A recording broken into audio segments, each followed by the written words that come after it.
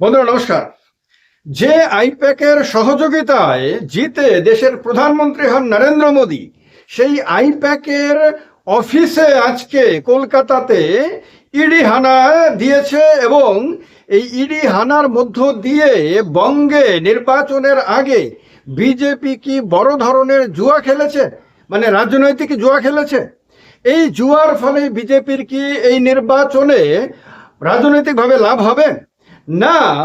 এই ইডি হানা চলাকালীন সময়ে ডিরেক্টর প্রতীক জৈনের বাড়িতে গিয়ে সেখান থেকে ফাইল নিয়ে আসার মধ্য দিয়ে রণংদেহী মূর্তিতে নতুনভাবে ধরা দিয়ে মমতা বন্দ্যোপাধ্যায় কি রাজনৈতিক জুয়া খেলেছেন? মমতা বন্দ্যোপাধ্যায় কি নিজের রাজনৈতিক জীবনের জন্য বড় ধরনের ঝুঁকি নিয়েছেন? অর্থাৎ একদিকে বিজেপি ঝুঁকি নিয়েছে, না আরেকদিকে তৃণমূল কংগ্রেস ঝুঁকি নিয়েছে। কারণ আজকের এই ঘটনা বঙ্গ বিধানসভা নির্বাচনের আগে পুরো বাংলার রাজনীতিটাকে নতুন দিকে মোড় দিয়ে দিয়েছে।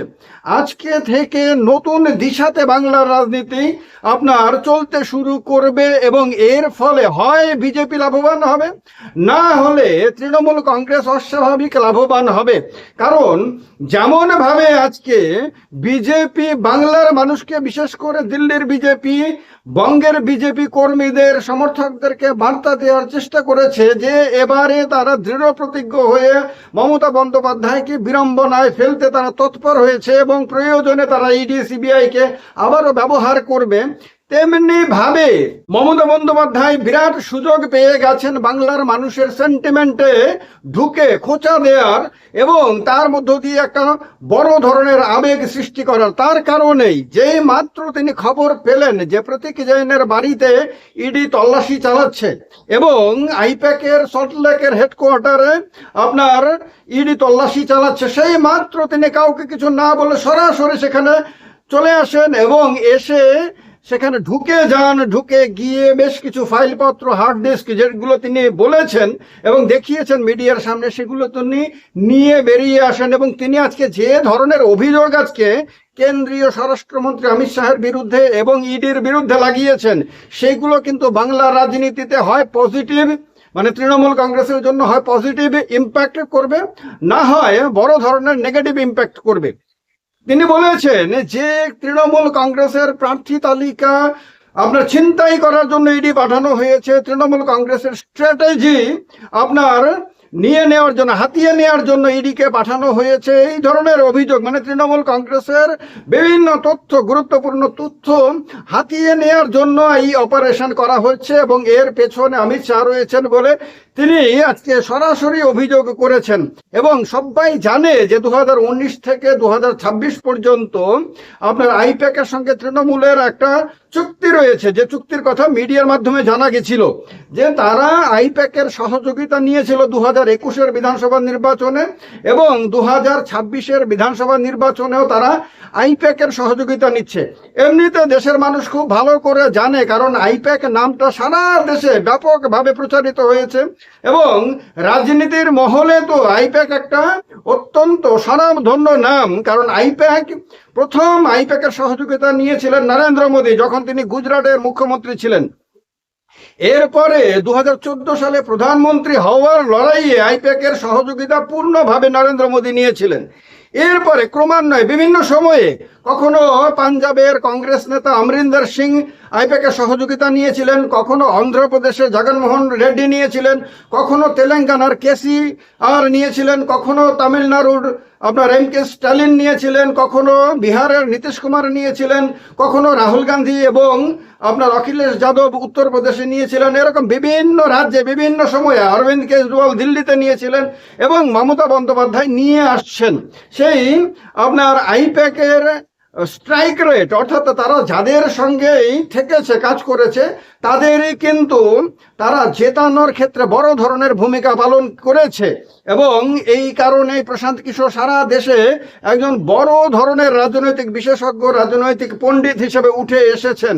এখন যদিও তিনি তার ঘোষণা অনুসারে তিনি আইপ্যাকের সঙ্গে যুক্ত না, তিনি আইপ্যাকে ছেড়ে দিয়েছেন এবং আইপ্যাকের এখন প্রধান হলেন প্রতীক জৈন, আইআইটির ছেলে, আপনার অত্যন্ত বুদ্ধিমত্তা সম্পন্ন প্রতীক জৈন এই মুহূর্তে আইপ্যাকে সামলাচ্ছেন এবং তার নেতৃত্বে আইপ্যাক কিন্তু বাংলাতে তৃণমূল কংগ্রেসকে বিভিন্ন সমস্যাগুলো থেকে উতরে যাওয়ার ক্ষেত্রে বড় ধরনের সহযোগিতা করে আসছে এবং বাংলাতে তৃণমূল কংগ্রেসকে আরো একবার জেতানোর ক্ষেত্রে আইপ্যাক অত্যন্ত গুরুত্বপূর্ণ ভূমিকা পালন করে আসছে বলে তৃণমূল কংগ্রেসের নেতাকর্মীরা বিভিন্ন সময়ে তারা বলেছেন, তারা মনে করেন তাদের কাছে আত্মবিশ্বাস তৈরির ক্ষেত্রে আইপ্যাক একটা বড় ভূমিকা নেয়, কারণ আইপ্যাকের কাছে বিশাল প্রফেশনাল টিম রয়েছে, আইপ্যাকের কাছে বিশাল ডেটা রয়েছে, ভারতবর্ষের রাজনীতির ব্যাপক তথ্য আইপ্যাকের কাছে রয়েছে, আইপ্যাকের কাছে এই রাজনীতির বিভিন্ন নির্বাচনে কাজ করা অভিজ্ঞতা সম্পন্ন তার কাছে ধুরন্ধর লোকরা রয়েছে।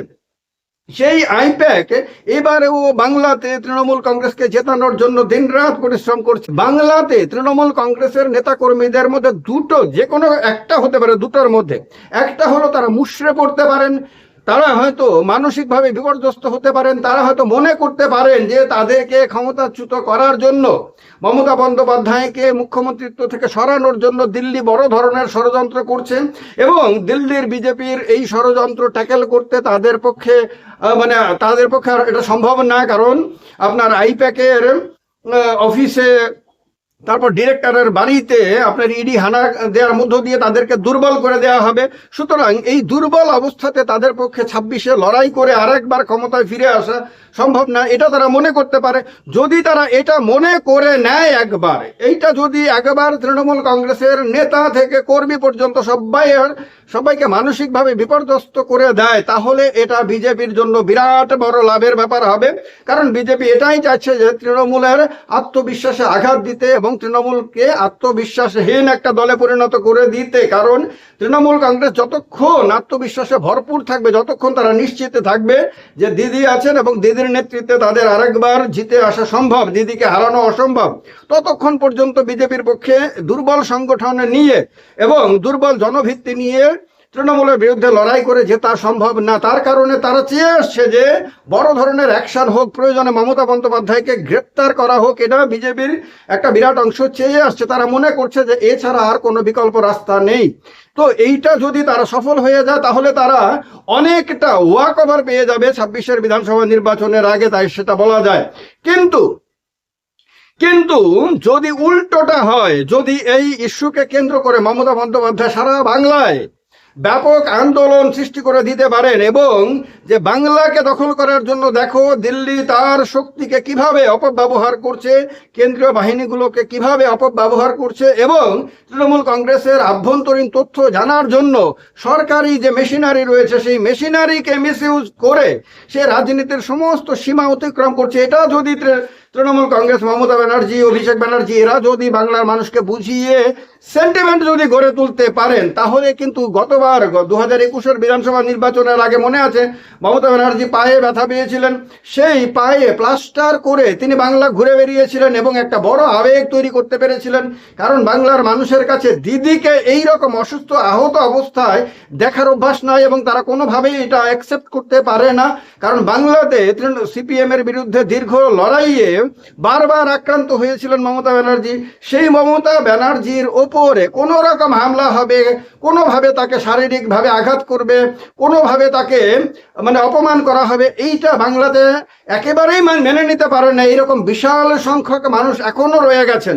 এই তাদের মধ্যে যদি বড় ধরনের আবেগ মমতা ব্যানার্জি তৈরি করে দিতে পারেন, তাহলে কিন্তু দিল্লির যে পরিকল্পনাকে আপনার অভিজিৎ গাঙ্গুলি কিছুদিন আগে বলেছিলেন যে বাংলার ইমোশনকে তারা বুঝতে পারে না, বাংলার মানুষকে আবেগকে, সংস্কৃতিকে তারা বুঝতে পারে না, সেইটা কিন্তু এমন বড় ধাক্কা খাবে যেটা কিন্তু তাদের পক্ষে সহ্য করা অন্তত পক্ষে 26-এর বিধানসভা নির্বাচনে সম্ভব হবে না। তো তার কারণে এই মুহূর্তে এটা বলা সম্ভব না যে মমতা ব্যানার্জির যে রণংদেহী রূপটা, এই রূপটা তৃণমূল কংগ্রেসকে কতটুকু অ্যাডভান্টেজ দেবে। তবে এইটা ঠিক যে আজকের এই ঘটনার পরে ইডি কি করবে সেটা খুব গুরুত্বপূর্ণ ব্যাপার। ইডি কি মমতা ব্যানার্জিকে গ্রেপ্তার করবে?